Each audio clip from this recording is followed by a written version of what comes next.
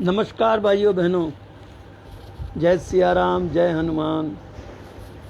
मैं डॉक्टर शिवदत्त शर्मा जयपुर राजस्थान से प्रातःकाल आपकी सेवा में नीति सार लेकर के प्रस्तुत हूँ।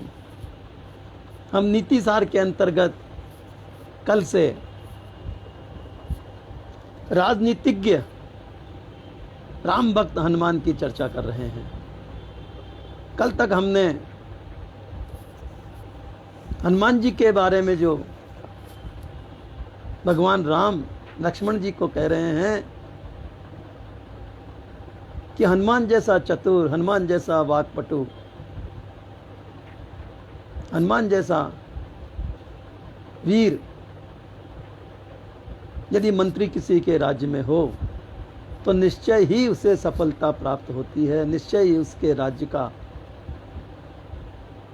की रक्षा होती है।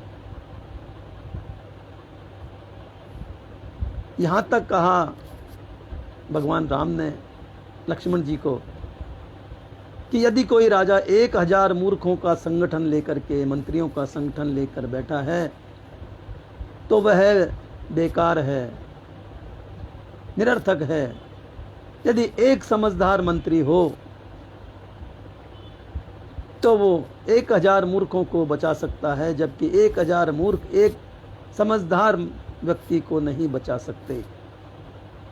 1000 मूर्ख भी राजा को नहीं बचा सकते, जबकि एक समझदार मंत्री सारे राज्य को, राजा को, रानियों को, राजकुमारों को, प्रजा को, सबको बचा सकता है, सबको विजय दिला सकता है, सबको सफलता दिला सकता है।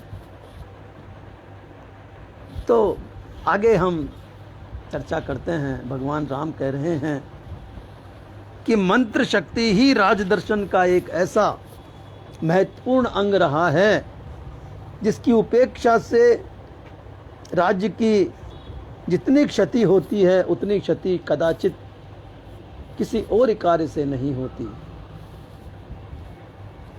यदि उपर्युक्त कसौटी को दृष्टिगत रखते हुए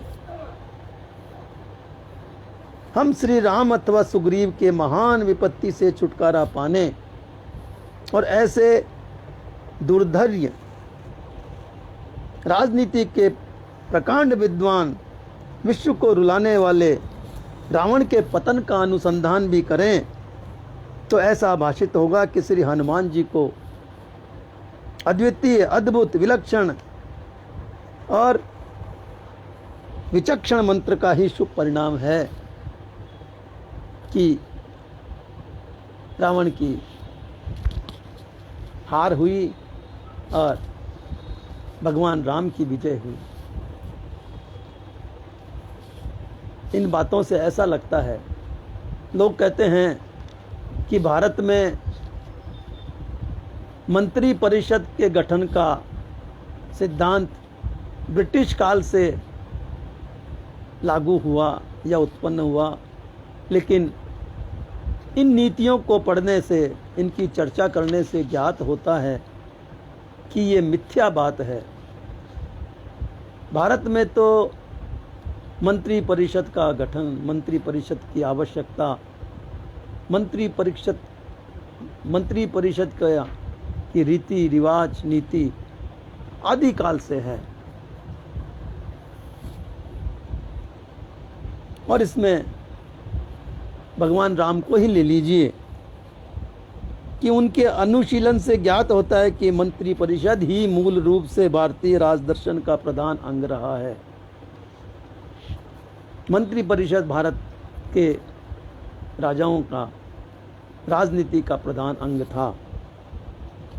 श्री राम के आदर्श मंत्रिमंडल में विभिन्न योग्यता संपन्न मंत्रियों से युक्त था। ये त्रेता युग की बात है, जब श्री राम के मंत्रिमंडल में ही, श्री राम के राज्य में भी मंत्रिमंडल था, रावण के राज्य में भी मंत्रिमंडल था, तो फिर ब्रिटिश काल की तो चर्चा करना ही निरर्थक है। और भगवान राम के मंत्रिमंडल में श्री हनुमान इसमें सुरक्षा और विदेश विभाग के विशेषज्ञ होने से विदेश मंत्री तथा सुरक्षा सलाहकारों में प्रधान थे। ये हनुमान जी की नीतियों से, उनके विचारों से उन्होंने ये सिद्ध कर दिया कि एक मंत्री बहुत कुछ, समझदार मंत्री बहुत कुछ कर सकता है, राज्य को बचा सकता है, राजा को विजय दिला सकता है। श्री राम की विजय और राजनीतिक रावण की पराजय का मूल कारण उभय पक्ष का मंत्रिमंडल ही था। श्री रामचंद्र जी ने चित्रकूट में अपने अनुज केकई नंदन भरत को राजनीति का उपदेश देते हुए इस रहस्य का उद्घाटन किया था और कहा था कि सहस्त्राणी मूर्खानां यद्युपास्ते महीपति अथवाप्ययुतान्येव नास्ति तेषु सहायता एको अप्यमात्यो मेधावी शूरो दक्षो विचक्षण राजनम राजपुत्रम वा प्राप्येन महती श्रियम। वही बात है, हजार मूर्ख एक समझदार मंत्री को, एक समझदार मनुष्य को नहीं बचा सकते, लेकिन एक ज्ञानी मंत्री, एक ज्ञानी पुरुष, एक ज्ञानी राजा का मंत्री हजार मूर्खों को बचा सकता है। इसलिए मंत्रिमंडल का होना आवश्यक है और मंत्रिमंडल में भी ऐसे मंत्री होने चाहिए जो कि उस विभाग के प्रवीण हों। मगर विडंबना है, आज के समय में ऐसे मंत्री होते हैं जिनका बखान करना यहाँ उचित नहीं है। जिनको मंत्री बनाया जाता है उनकी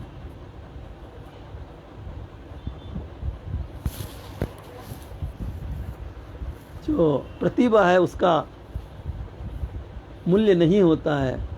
वहाँ मूल्य होता है अपने राज्य को बचाना, अपनी सरकार को बचाना, चाहे वो मंत्री कैसा भी हो। शर्त यही तय होती है कि हम आपके राज्य को बचाएंगे, आपकी सरकार को बचाएंगे, आप हमें मंत्री पद दे दो। और उस राजा को, उस मुख्यमंत्री को बाध्य होकर के उस को मंत्री पद देना ही पड़ता है, चाहे वो उस योग्य हो या न हो। तो मित्रों, जिसके सहायक ये नरश्रेष्ठ होंगे उनके कष्टों का पूर्ण निवारण हो सकता है। समझदार, ज्ञानी, योग्य मंत्री यदि होगा तो वो उस राजा के सारे कष्टों का निवारण कर देगा, सारे कष्टों को दूर कर देगा, सारे शत्रुओं पर भी विजय दिला देगा। क्यों कि सुग्रीव ने जब, वानरों के राजा सुग्रीव थे, ये हो सकता है कि बाली ने उन्हें राज्य से पदच्युत कर दिया हो, लेकिन फिर भी अधिकतर वानर उन्हें ही राजा मानते थे और ऋष्यमुख पर्वत पर उनकी राजधानी थी। तो जब वास्तव में ऋष्यमुख पर्वत पर उन्हें बाली का कोई भय नहीं था, तब भी श्री राम लक्ष्मण के संबंध में सुग्रीव कहते हैं कि मेरे मन में संदेह हो रहा है, हे हनुमान, मेरे मन में संदेह हो रहा है कि ये दोनों श्रेष्ठ पुरुष बाली के ही भेजे हुए कोई छद्मधारी हैं। क्योंकि राजाओं के बहुत से मित्र होते हैं और ये भी कोई बाली के ही मित्र हैं और हमारा अपहरण करने के लिए, हमें क्षति पहुंचाने के लिए, हमें नुकसान पहुंचाने के लिए ही यहाँ आए हैं। अतः उन पर सहसा विश्वास करना उचित नहीं है। प्राणी मात्र को छद्म वेश में विचरने वाले शत्रुओं को विशेष रूप से पहचानने की श्रेष्ठ चेष्टा करनी चाहिए, क्योंकि वे दूसरों पर अपना विश्वास जमा लेते हैं किंतु स्वयं किसी का भी विश्वास नहीं करते और अवसर मिलते ही उन विश्वासधारी पुरुषों पर प्रहार कर देते हैं। बाली इन कार्यों में बड़ा कुशल है, अतः कपिश्रेष्ठ तुम एक साधारण पुरुष की भांति वहां पर जाओ और उनकी चेष्टाओं का, उनके प्रयासों का, उनके मन का बातचीत और तरीके से यथार्थ परिचय प्राप्त करो, उनका वास्तविक परिचय प्राप्त करो कि वे कौन हैं, बाली के भेजे हुए हैं या वैसे ही कोई भटके हुए राजकुमार हैं, भटके हुए पुरुष हैं जो यहाँ वन में इधर उधर भटक रहे हैं। हनुमान, राम भक्त हनुमान, पहले सुग्रीव भक्त हनुमान थे। तो हनुमान सुग्रीव के स्वाभाविक सचिव थे, स्वामी भक्त सचिव थे। वे उनकी विपन्नावस्था से क्षुब्ध होकर के तथा उन्हें ढांढस और दिलासा दिलाते हुए कहने लगे कि सौम्य, आपको दुष्टात्मा बाली का इतना भय है कि इस स्थान पर जहाँ बाली आ ही नहीं सकता, वहाँ भी आपको भय प्रतीत हो रहा है। हे राजन, यदि वे यहाँ आएगा तो आप जानते ही हैं कि उनके सिर के, मस्तक के 1000 टुकड़े हो जाएंगे। बुद्धि और विज्ञान के बल से आप दूसरों की चेष्टाओं और मनोभावों को समझ लेने के पश्चात ही अपना आवश्यक कार्य करें, क्योंकि जो राजा बुद्धि बल का आश्रय नहीं लेता है वह संपूर्ण प्रजा का शासक हो ही नहीं सकता। हनुमान जी अपने राजा सुग्रीव को समझा रहे हैं। ये हनुमान जी की विशेषता थी। सुग्रीव की ओर से हनुमान जी ने स्वतः ही मैत्री प्रस्ताव रख करके जब वे राम जी से और लक्ष्मण जी से मिले और उन्होंने उनका वास्तविक परिचय जाना, तो वे निश्चित हो गए कि ये बाली के भेजे हुए नहीं हैं। और वे उन्होंने ये भी निश्चय कर लिया कि दोनों राजकुमार ने सुग्रीव से पूछे बिना ही, उनसे मंत्रणा किए बिना ही राम और लक्ष्मण के सामने सुग्रीव की मैत्री का प्रस्ताव रख दिया। और ये प्रस्ताव रख करके उन्होंने अपनी दूरदर्शिता का परिचय दिया। श्री राम और लक्ष्मण उनकी संभाषण कला से प्रभावित हो गए थे और सुग्रीव के प्रति आकर्षित भी हो गए थे। इतना ही नहीं, हनुमान जी ने सुग्रीव की दयनीय दशा का इस प्रकार वर्णन किया, इस प्रकार विचित्र वर्णन किया कि श्री राम का हृदय पिघल गया और वे सुग्रीव से मैत्री स्थापित करने के लिए बेचैन हो गए। उनके कष्ट निवारणार्थ बाली का वध करने के लिए भी किष्किंधा के राज्य सिंहासन पर सुग्रीव को प्रतिष्ठित करने के लिए भी बेचैन हो गए। हनुमान जी ने अपनी वाक्पटुता से सुग्रीव के दुख का इस प्रकार वर्णन किया कि भगवान राम का हृदय पिघल उठा और वे बाली को दंड देने के लिए मचल उठे और उन्होंने प्रण कर लिया कि मैं सुग्रीव को उसका राज्य और उसकी पत्नी पुनः वापस दिलाऊंगा।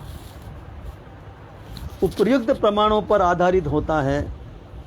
हम कह सकते हैं कि हनुमान जैसे सचिव के महान प्रयासों से ही सुग्रीव ने अपना खोया हुआ राज्य और छीनी हुई पत्नी रूमा और प्रतिष्ठापूर्ण अर्जित की। दोनों को, राज्य को और पत्नी को प्रतिष्ठा के साथ सुग्रीव ने हनुमान जी की वाक्पटुता से ही, उनकी समझदारी से ही दोनों चीजें प्राप्त की। रामायण के अनुशीलन से इस बात का भी संकेत मिलता है कि सुग्रीव में दृढ़ता, वचन निर्वाह और राजधर्म के अनुसार मित्र राष्ट्र को दिए गए वचनों को पूर्ण करने की तत्परता नहीं थी। जो ही उनके कष्ट दूर हुए, वे किष्किंधा के राजमहल में पहुंचे तो श्री राम जी को दिए गए समस्त वचनों को भूल गए। सुख ने, राज ने उन्हें किंग कर्तव्य विमूढ़ सा कर दिया। ऐसी स्थिति में समस्त गुण निधान हनुमान जी ने एक श्रेष्ठ राजनीतिज्ञ का चातुर्य का परिचय दिया, चातुर्यता का परिचय दिया। उन्होंने सुग्रीव को मंत्री शिरोमणि या सचिवोत्तम के दायित्वों का हवाला देते हुए कहा कि नियुक्ते मंत्री वीरवाच्यो यवश्यम पार्थिवो हितम इत एव भयम तक्वा ब्रवीम्य वर्ध्यतम वचः। राज्य की भलाई के लिए, राज्य की भलाई के काम पर नियुक्त हुए मंत्रियों का ये कर्तव्य होता है कि राजा को उसके हित की बात अवश्य ही बताए, समझाए। अतः मैं भय को छोड़ करके अपना निश्चित विचार बता रहा हूँ। भगवान राम कहते हैं, समय का ज्ञान रखने वालों में श्रेष्ठ कपिराज अपने सीता की खोज करने के लिए जो ही समय निश्चित किया था, उसे आप इन दिनों प्रमाद में पड़ जाने के कारण भूल गए हैं। उन्होंने बताया, हनुमान जी ने सुग्रीव को कह रहे हैं कि हे राजन, हनुमान जी ने अपने भाई को त्याग करके सुग्रीव को समझाया और कहने लगे कि हे कपिराज, हे श्रेष्ठ कपिराज, आपने सीता खोज करने के लिए जो समय निश्चित किया था, उसे आप इन दिनों अपने प्रमाद में, राज्य के सुख में, रानियों के सुख में भूल गए हैं। देखिए, वह सुंदर शरद ऋतु आरंभ हो गई है। राजाओं के लिए विजय यात्रा की तैयारी करने का समय आ गया है, किंतु आपको कुछ पता ही नहीं है। आप इन सब कार्यों में इतने लीन हो गए हैं कि आपको समय का भी कोई ज्ञान नहीं है। इससे स्पष्ट प्रतीत होता है कि आप प्रमाद में पड़ गए हैं। इसलिए लक्ष्मण यहाँ आए हैं और महात्मा श्री रामचंद्र जी की पत्नी का अपहरण हुआ है, इससे वे बहुत दुखी हैं। अतः लक्ष्मण के मुख से उनका कठोर वचन भी सुनना पड़े तो आपको चुपचाप सह लेना चाहिए।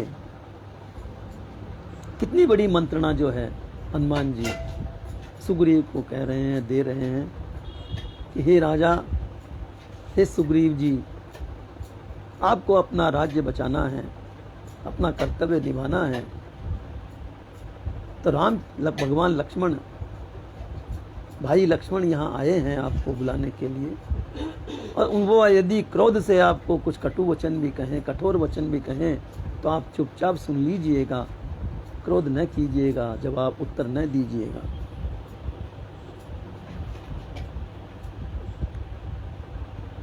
हाथ जोड़ करके लक्ष्मण को प्रसन्न करने की चेष्टा कीजिएगा। आपके लिए यही उचित है। जिसे पीछे हाथ जोड़ करके मानना पड़े, ऐसे पुरुष को क्रोध दिलाना कदापि उचित नहीं है। अभी यदि आपने क्रोध दिला दिया उसे, आपने उत्तर दे दिया उनके क्रोध का, तो बाद में आपको हाथ जोड़ने पड़े इससे तो अच्छा है कि आप पहले ही हाथ जोड़ करके विनम्रता से उनकी बात मान लें और क्रोध न करें। विशेषतः वह पुरुष जो मित्र के किए हुए पहले उपकार को याद रखता हो और कृतज्ञ हो, इस बात का अधिक ध्यान रखें।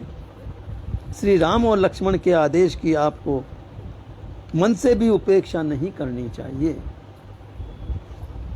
श्री राम के अलौकिक बल का ज्ञान तो आपको है ही, आप मानते ही हैं कि उनमें कितना बल है। आप उनसे युद्ध करके भी नहीं जीत सकते, अतः आप उनकी बात मान लें और सीता अन्वेषण के काम में लग जाएं। मित्रों, प्रायः देखा गया है कि राज्य का पतन मंत्री के सम्यक मंत्रणा न देने के कारण ही एवं रोगी का मरण चिकित्सक की उपेक्षा से हो जाया करता है।